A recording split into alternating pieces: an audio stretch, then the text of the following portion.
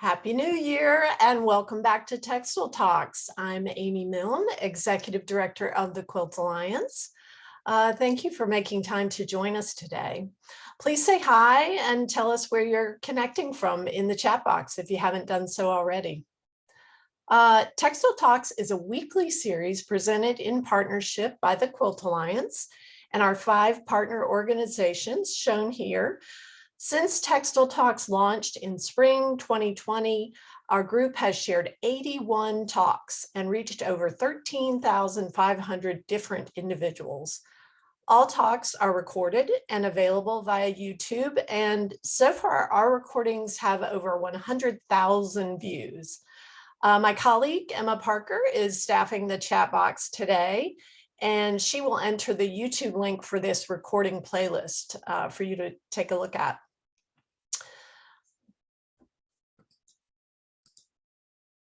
The Quilt Alliance is the smallest member of our powerhouse consortium, but our mission is huge: to document, preserve, and share the stories of all quilts and all quilt makers.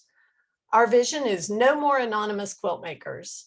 Today, we're going to present a demonstration of our longest running oral history project and the largest one of its kind in the world, Quilters Save Our Stories, QSOS. You can visit our website to listen to other QSOS interviews and become a member or a donor.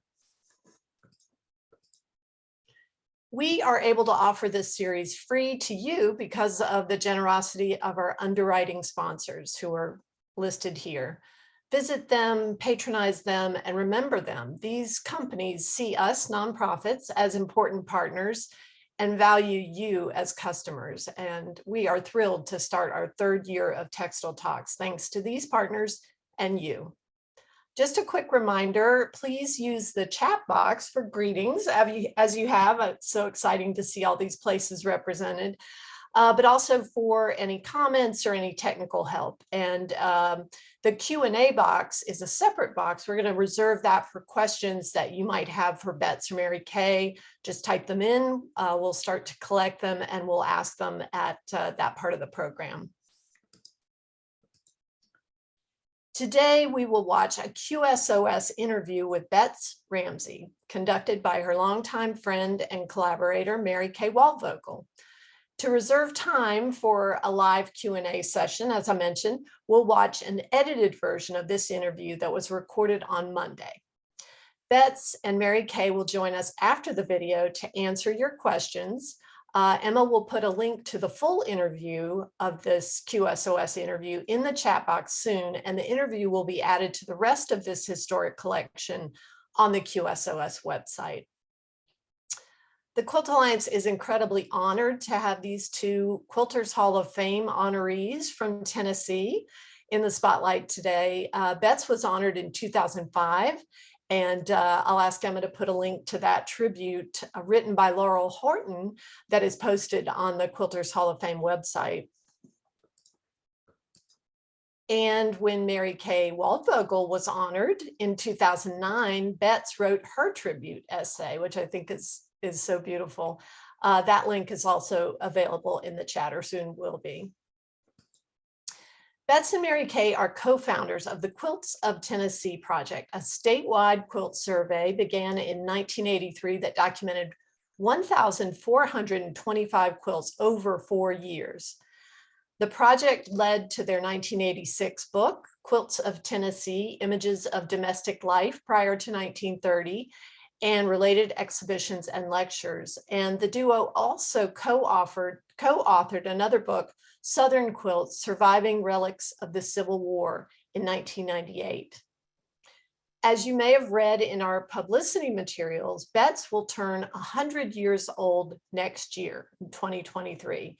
And whatever image or idea you have of what a centenarian, that's what it's called when you turn 100, looks like or sounds like, are probably spot off when it comes to Bets, and you'll see what I mean. And maybe this is one of the reasons that Merikay chose to focus her interview on Bets' current life as an artist, who is clearly still learning and experimenting. But to give you a little history on Bets, we wanted to show you a short video created to honor her when she received the Tennessee Governor's Distinguished Artist Award in 2009. We'll go straight from this video into the interview recording, and then I'll invite Bets and Merikay on to join us. So let's watch.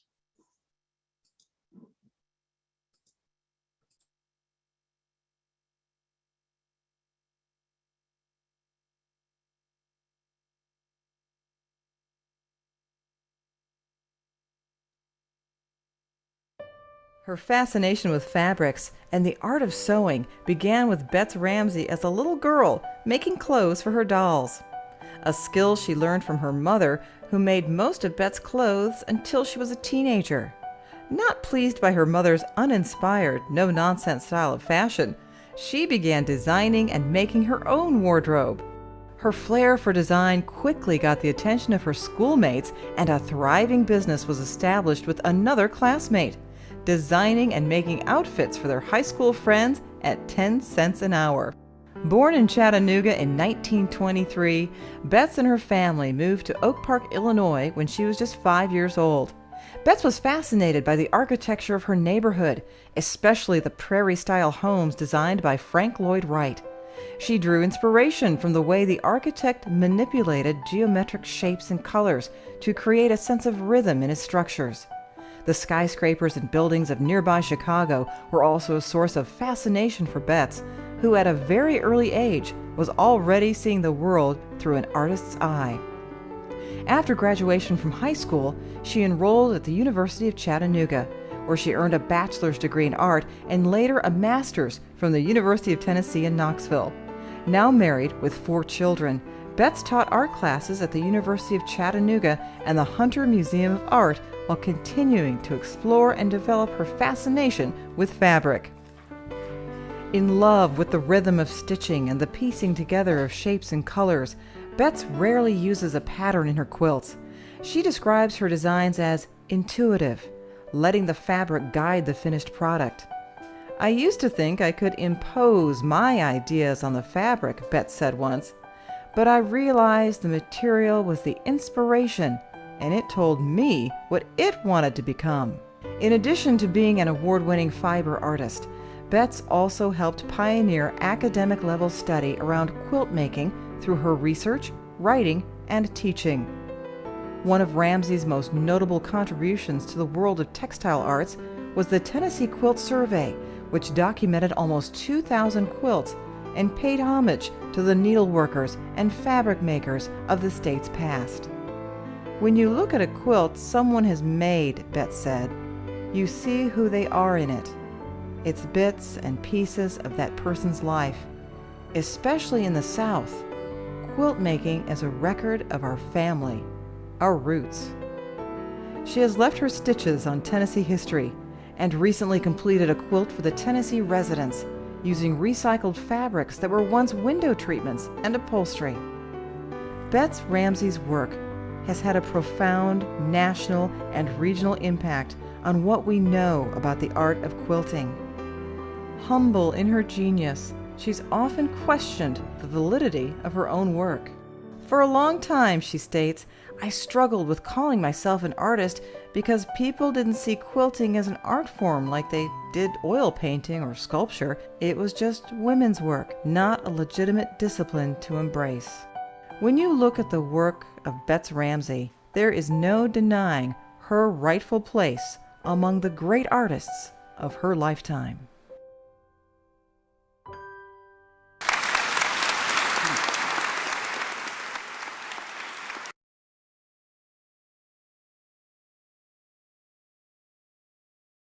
Thank you for this opportunity to do a virtual Quilters Save Our Stories interview with my best friend, longtime friend, Bets Ramsey. I'm in my house in Knoxville, Tennessee. She's in hers in Nashville. The quilt over the mantle is one called Broken Promises. Beth, just tell them the story of how this returned to your collection. Well, I made this quilt in 2000 two years after I had moved to Nashville. And it's made from Japanese silk fabrics that a friend in Japan had sent to me to use in my work. And a lot of things had been going on in my life. I just really wanted to give a lot of thought to what went into this hanging, but it came about really naturally. And 2 years after I made it, it was purchased by a friend of mine in Clarksville, 40 miles north of Nashville. And she was very proud to have this piece and put it in her dining room. So at Christmas time, she died this past Christmas. And I decided I wanted to try to buy the quilt back from the estate. So I contacted her daughter, who had inherited her house and household, and she agreed to let me purchase it.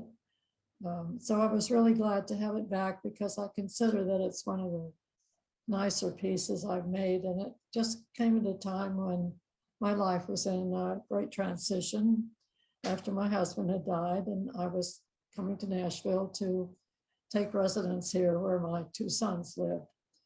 So it's going to be with me now in my home until I have to leave. So I'm very happy to have it back with me. But this is actually the first quilt, or not, it's not a quilt, it's a wall hanging that I made in my very early career. It's 1961. It was made as a christening present for Celia Applegate. And I had, at this time, I had 4 children and a husband who was a professor. And we didn't have very much money to buy christening presents, so I thought I'd just make something out of material. Excellent. I started this wall hanging. So it turned out to be a favorable present. It was accepted by Celia and her family. And strangely enough, Celia went on to become a professor of German and now lives in Nashville and teaches at Vanderbilt University. So the quilt has followed me here to Nashville, and I'm so glad to be reunited with it. So when you made this quilt, you were living in Elmira, New York, is that correct? Yes. And what, you had graduated, or did you consider yourself a budding artist? What was your plan for your career? Well, I was an art major in university in Chattanooga, and I don't know what you do with an art degree, but mine was pretty scratchy because it was during the wartime. And so the first art professor I had went off to the Army, and the next 2 or so were just substitutes. So I got off to a really bad start, but I did finish up with some really good teachers toward the end. But I was not prepared to have any particular job. So after I was married, my children were born, I started teaching children's art classes. And that was sort of the way I got into the art field. But then I got a job right after graduating from college as a department head of the art department in a large paint store. And so this is where I was contacting a lot of artists, and this prepared me for a couple of years of doing this sort of supplying the artist's needs and just looking at artists from across the counter sort of thing. And I just determined that somehow I was going to be an artist in this art field. Well, as you may have noticed, Merikay keeps calling these pieces quilts. But for the first 10 years of my art career, I was working in flat wall hangings that didn't have some filler between them, like a quilt is supposed to have 3 layers, you know, a top, a bottom, and a middle. So these were just flat pieces. This happened to be on linen.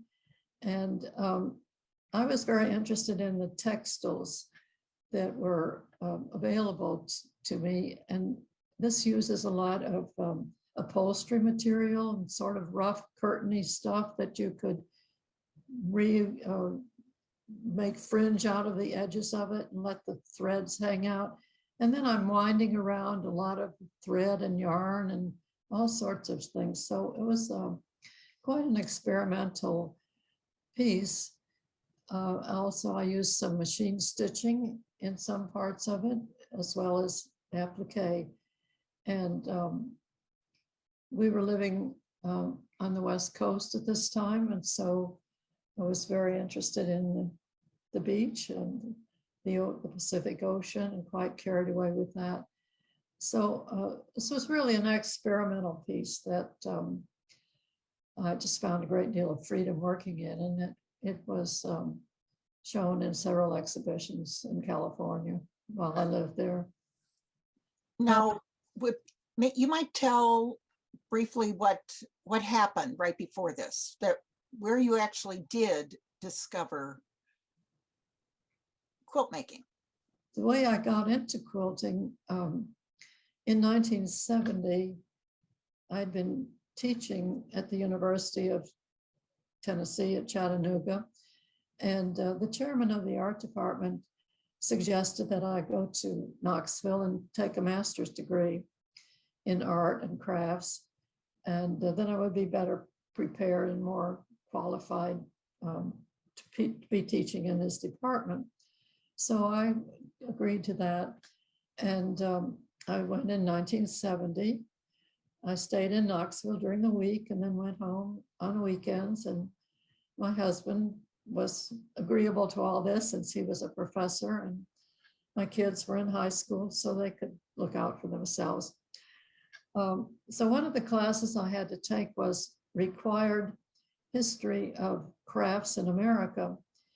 And one of the topics, the only topic that was anything to do with fabric was quilt making. I really didn't like quilts very much, but I took this class anyway because it was a research project. So I went to the stacks and looked at all the quilt books, and there weren't that many at that time, and wrote my dissertation and put on a show of the things I had learned. So in effect, I was teaching myself how to make quilts, and just being a self-taught quilt maker by reading the books and studying them and experimenting. So one of the first quilts I made was called a friendship quilt. It sounded like a good idea because you sent a square of material around to all your friends and relatives and asked them to make a design and send it back in. And lo, you would have a quilt made to put together and make. So that's what I did. And it took a few months or maybe a year or so to get enough squares back to make a quilt. And you'll notice here that the San Francisco Bay Bridge is very prominent in the center. That was made by my friend Doris Hoover, an old Chattanooga friend that had moved to the West Coast. So it became a sort of a centerpiece for this quilt of the friendship quilt.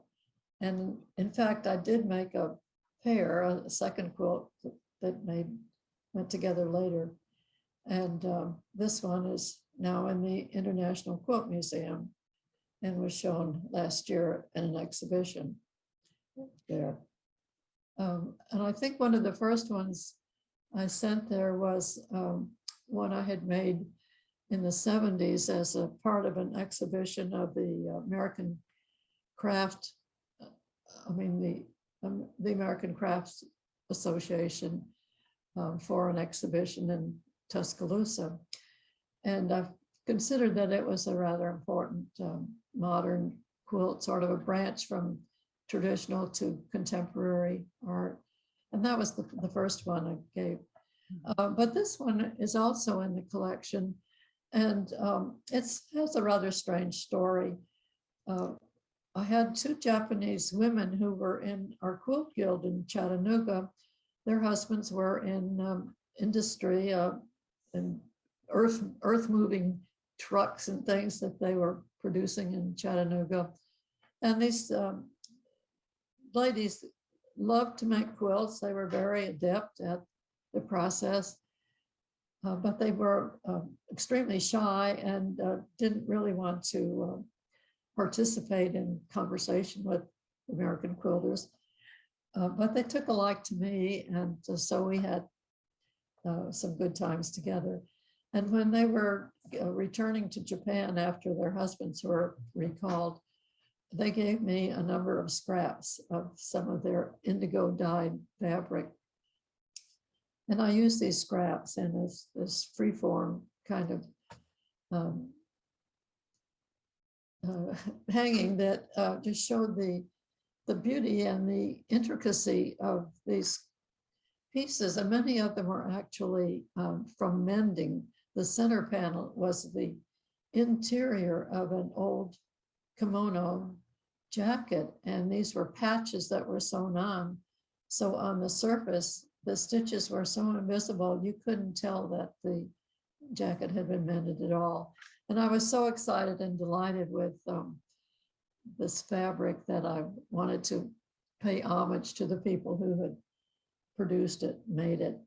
And the background is a worn linen sheet, and the border is a Japanese stencil print, I believe, that my mother had some curtains made out of in her kitchen when I was a young child. So it's all very recycled kind of project that I had fun doing. So then we go to Broken Promises, which is the transition, a more modern use of the fabric. This is silk kimono fabric, which reflects the light. It has a real luster to it that the cotton fabric doesn't have when it's being shown. And so it's just quite exciting and vibrant. But again, it's using traditional materials in a way that is moving into a modern interpretation of quilt work and expressing emotional undercurrents of some way. So this is in opposite to the silk hanging. This is a piece that's made of contemporary cotton fabric. And I thought, I've been working so much with the indigo blues and these rich silk fabrics that were so much a traditional part of the life of Japanese women, the dedication to their traditional kimono when especially when they got married, they had such an elaborate ceremony with all the underpinnings and so forth that had to go into their costume. And so I thought, I have some contemporary cotton material that I had received from one of my friends. Why not make something that is showing modern life in Tokyo after the war, when they were reclaiming their city again and opening it up to business and progress and just reclaiming all the lost energy that they had been robbed of during the war. So this shows the confusion and the rushing around and all that you would find in a large city in Japan at the time of getting ready to go home from work. So I tried to show all that rush and frenzy of getting your place on the train, and then finally you get off home, you're near your home in the outskirts of the city, perhaps, and find this gentle, serene life that takes you back to more traditional ways. So I think it's interesting to have the concept of these two periods of Japan's progress. So we've kind of gone through the career in what, about 6 quilts. And you've in fact made over 1,000 quilts, is that correct? I've made 1,040 as of the end of 2021. Let's go to the next. They're not all one. quilts, you know. Yeah. So in 1998, you moved to Nashville. Yes. I remember when you moved to Nashville. Well, I think this was I think you were eating breakfast outside our patio. I was grieving for your house in Chattanooga.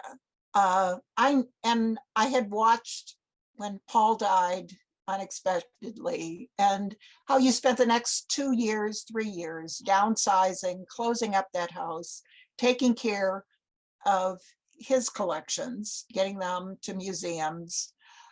I was very, very impressed with the way you could stick with it, and, you know, with joy on your face. I'm sure there was a lot of sadness behind there, but, and then you landed in Nashville in that wonderful condo. And I remember here we're going to look at a few pictures going through of your first floor and your second floor.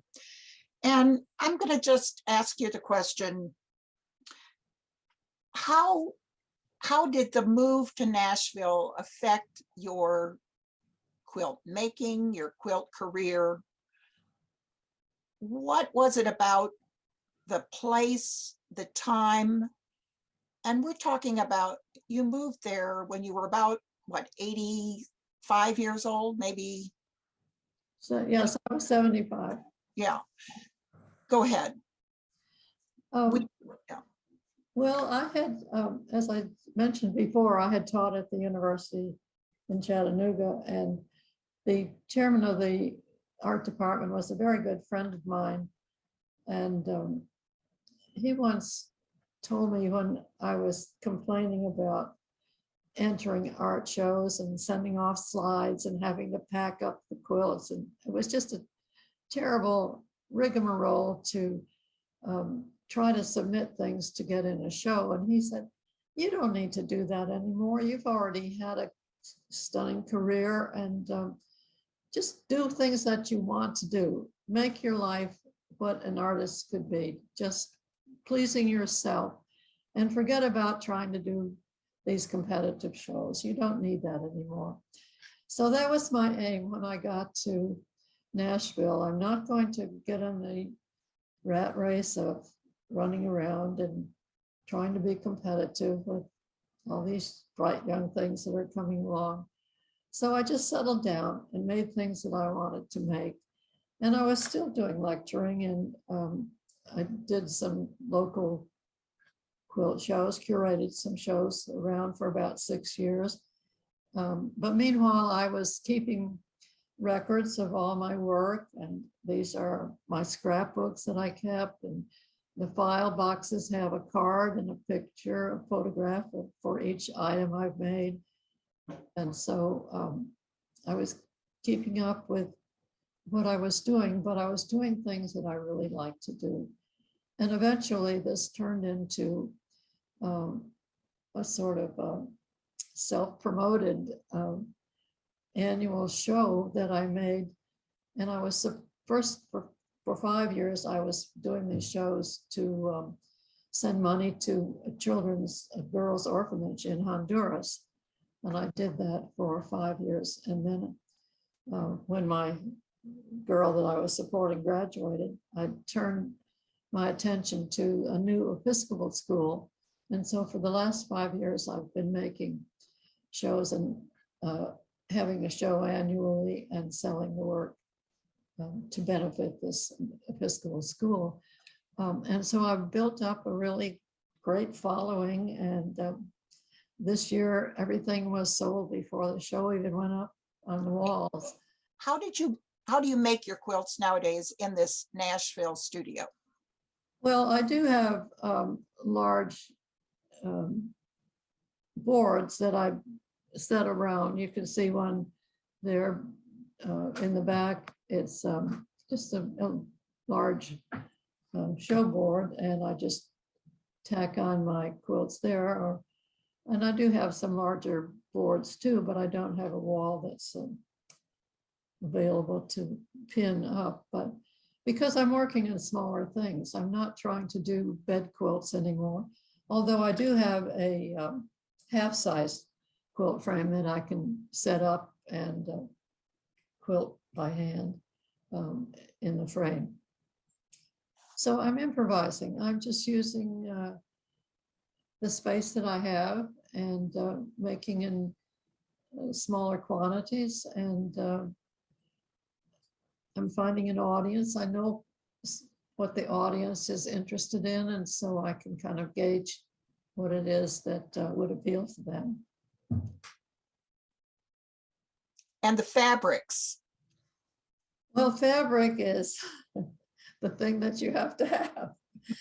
And for a long time, I've really liked working with a Japanese fabric. And unfortunately, I've used up a lot of the pretty blues that I like so much, but I still have other pieces, and just I'll work with almost any kind of fabric. And in fact, you'll be surprised to know that I've used some plastic in a couple of hangings this past year. And here they are. These are the two. I decided I was going to do a show emphasizing conservation and recycling. So I called it Celebrating the Good Earth. And I was experimenting with the kind of plastic bags that frozen food comes in. And so I did this square piece block square imitating a flower sort of. And it was horrible to work with. It was just so slippery and just didn't want to lend itself to that process. But when I found out that I could just lay it down flat and do zigzag applique over it, it became much more interesting to work with it. And it did cause a lot of conversation, exactly what I wanted. People talked about conservation and that sort of thing. And so several people vied for this flower and butterfly that was one of the favorites. And so they were both sold right away. No problem. All right. So I'm doing experimenting. I like to try different things, you know. Any question you wish I'd asked? Well, there's always lots we can talk about, and how I keep my records. I started all this out before I even knew how to type or use a computer. And so everything was just by hand when I started, and it's still very primitive. And if I were going to art school today, I know that I would learn lots of technical things that would help me along and make life much easier for me than they have been. But I do have records on most everything I've made.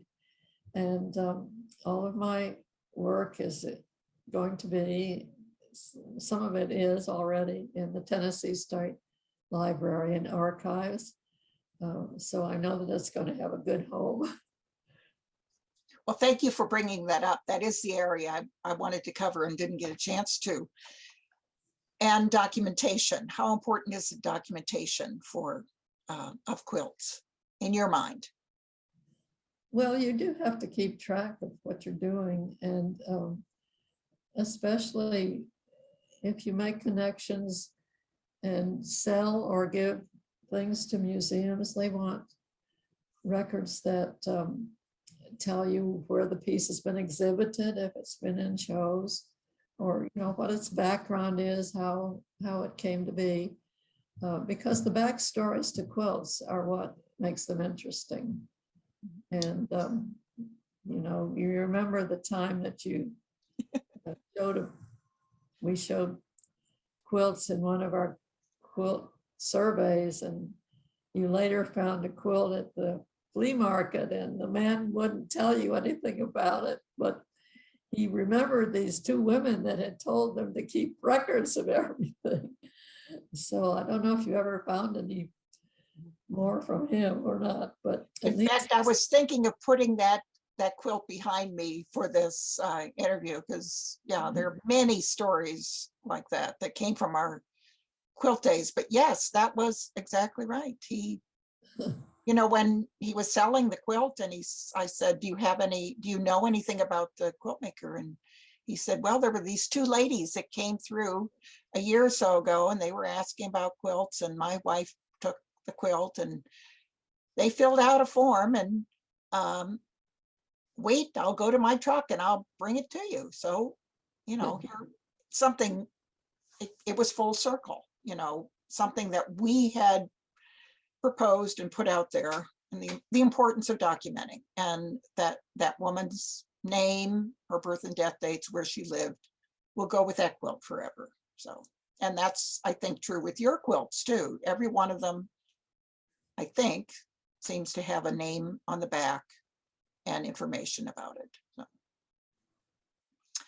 All right, well, I think that's plenty, and we'll look forward to the question and answer period. Thank you so much. enjoyed it. Yes.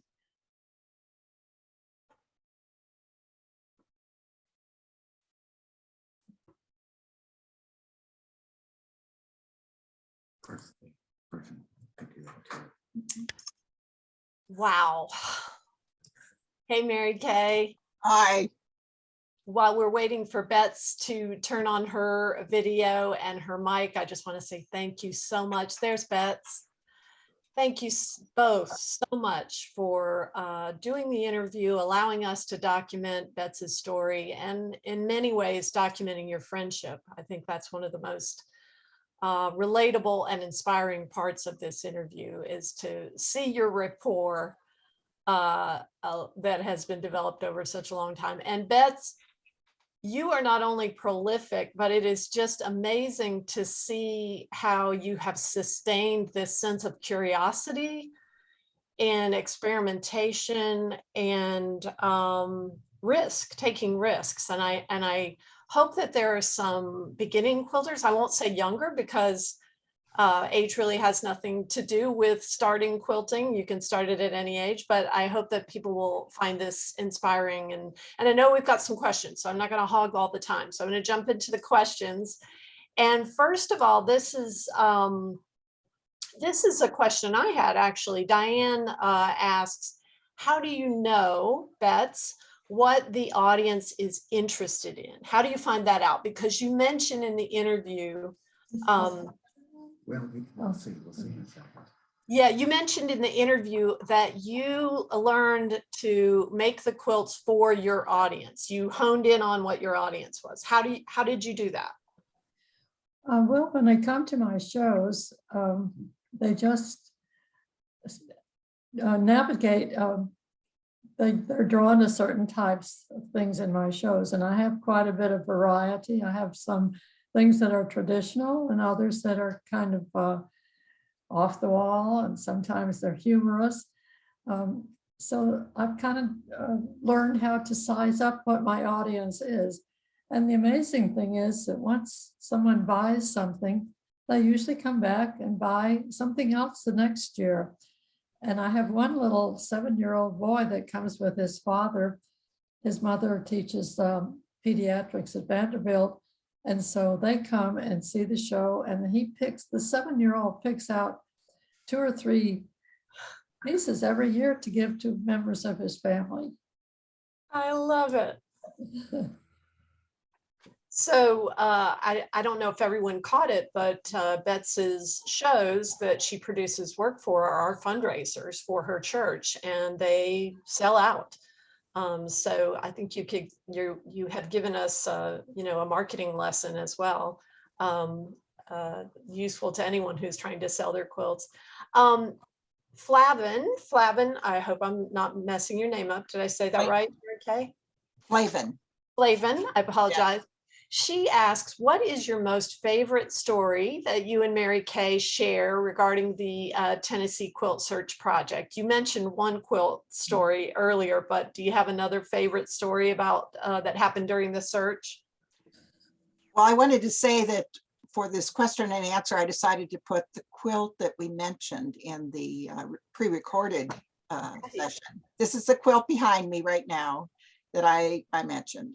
It was amazing because when we were doing the Quilts of Tennessee survey, she and I kind of had this agreement that we would not be buying quilts. We didn't think that was right. If we were going to ask people to bring their quilts out and we were documenting them and photographing them, we would not buy quilts. So for about 2.5, 3 years, we didn't buy quilts.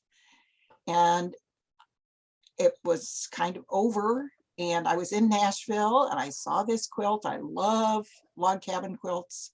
And this has little pom-poms on it. And the back has a like cheater cloth on it. I went right across and I want this quilt, and I put it, started stroking it, and the antique dealer was setting up, and he said, so I asked, like I always do you know anything about this quilt? And often, they won't tell you. But he said, oh, there were these 2 ladies who came through last year, and I'll go to my truck and I'll bring you that form. I went, whoa, could it be? And he handed me a form from the Quilts of Tennessee. So I bought the quilt. I couldn't not buy it. So, but I remember, oh my, we used to pile into the car. We just did a lot of things. We were very resourceful. And I like telling the story about, I knew Bets for about 2 years, maybe even longer than that. And we're sitting around the table, kind of getting our book project together. And I said, Bets, were you ever a Girl Scout? Do you remember that, Bets? Oh, yes. Girl Scouting was really important in my life. I credit it for my organizational skill, my whatever. I just loved it. And I looked at Bets and she said, yes. And you want to tell more of that story? I mean, how important was Girl Scouting in your life Well, we always had to have goals to judge what we were going to do. We were earning badges and going through different experimental processes. And so goals were important to us. We had to set them. And, we always had to finish everything we did. That was a great lesson. We just couldn't just goof along. We had to move along and get through with what our project was and move along. And we were cooperative, we all worked together. So I think that's true of quilt makers too. They're very giving, very gentle in sharing information and so forth. So there's a great similarity between good quilters and good scouts. And I think also an important thing to say is that we didn't have grants when we did our survey. She and I just kind of looked at each other. We knew this was going on in Kentucky, and we said, do you want to do it? She said, yes, let's try it. And we did have to talk to the Quilt Lady of Tennessee, who at the time was a woman named Mildred Locke. And she said, go ahead and do it. And we did it. It was very resourceful. And I encourage people even nowadays, you could just go ahead and do it. I think that's also the aspect of American Quilt Study Group, which we didn't have a chance to talk about either. But it started, around the kitchen table of Sally Garut. And Bets was there in the beginning. Do you remember those days? Yes, Questa Benberry and Joyce Gross and Sally wanted to do something about quilt study. And so Sally said, let's get everybody together. And so she invited me to come out to California. And I made at least one annual trip to board meetings and stuff. I became a real traveler to California. Well, we did have a photograph in the photo prelude. I hope folks saw that, of the round table around Mary Kay's dining room table of you and Questa Benberry and Joyce Gross. And what an incredible whole group. So I know you're both AQSG members. Kathy Cray was asking if you collect antique quilts, Bets.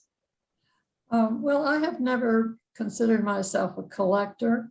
I inherited a lot of family quilts, and occasionally I would see a quilt that someone might give me. The one that was shown up first, the floral applique quilt, was given to me by a friend of my mother's, and it has since been passed on to a young quilter in Georgia who is treasuring it now and preserving it.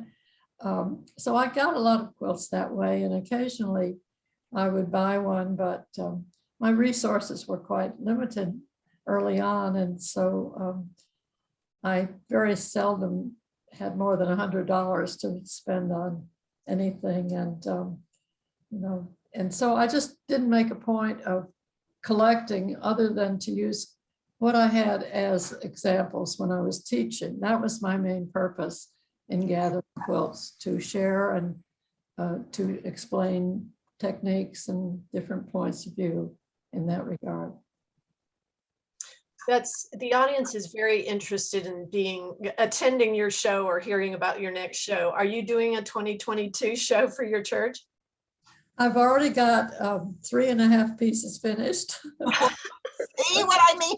Of course. A couple of weeks ago after I'm finished with Christmas things, but I do have to have something to work on every day to keep my self-interested and occupy my time, especially when we've been shut in so much. Yeah. It's something I do every day in my studio. And yes, I have a theme. I think the theme this year is going to be words and the word, meaning Christ is the word. So it's a religious connotation, but also it's going to have a lot of fun things about words in the show. How will people find out about the show? On the church's website, maybe? Well, yes, I have a long list of people that will get notices, and I have a friend who is a commercial artist, and she makes a brochure that we post and send around to people. And the word gets around. But if you remember that everything I made last year was sold before it even went up on the wall. But I think the reason was that people were homebound. They were shut in and they didn't have anything to do. So if somebody dropped by and saw something I just made, they'd say, "Oh, I want to buy that." And so I would put their name on it, and sometimes I'd let them take it home, but mostly I just kept them until the show was on and put it up. So I don't seem to have any trouble getting customers, or at least I didn't this year. I think that's why they're asking, so they can put their bid in early. I want to remind people that if they go to the full version of the interview, I think they're posting that. We do talk more about that exhibit, and it happened in November 2021. And you could actually see the folder to see the kinds of quilts that were in there. Yeah. She also usually donates a small piece to the AQSG auction every year. Oh, nice. That again? So that might be the second chance for you to get it at a double cause.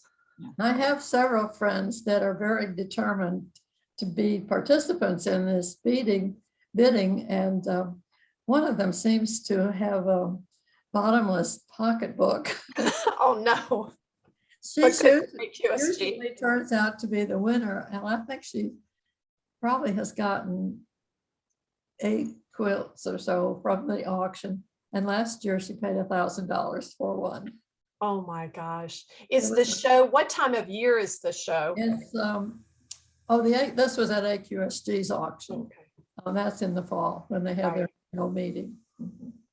And the church auction will be when? Or that's the second week in November. Okay, so we've got time to get our business worked out here. I'm curious about, Mary Kay and I talked about tools because we're always anxious to get in somebody's studio, get up in their biz and see what their studio looks like. And Mary Kay was asking about a rotary cutter, and your answer was? I don't have a rotary cutter. I used to have one, but I have a wonderful pair of scissors that I've had ever since I started quilting. I think it's a German make, and they are so incredibly sensitive to my touch that I can cut, and I almost can tell if I'm staying between the threads. That the scissors just help me that way. And I'm really very concerned to work with the straight of the goods. If you have a little bit of off bias things, it tends to show up in the way that I work. So I like to really have my pieces contemporary with going the right way with the straight of the goods on all of my work. So I just like to cut by hand, and I don't mass produce quilts. Each quilt is an individual piece. And so I'm not cutting up a lot of squares of one kind.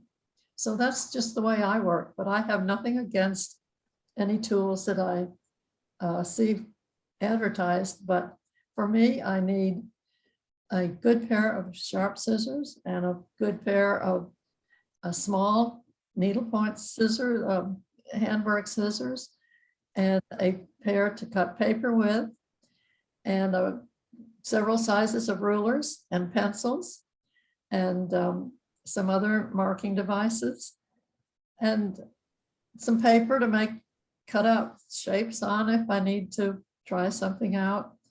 So you see how simple a quilter can be. Of course, I have a good selection of needles and threads and thimbles and all that sort of thing.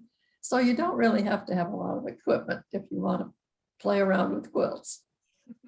Yeah, I loved your card table setup. It looks very cozy and creatively, and an inspiration as far as creativity. I like to have a card table for each type of work I'm doing. So I have one where I work on my records, and I have another card table where I do my finances.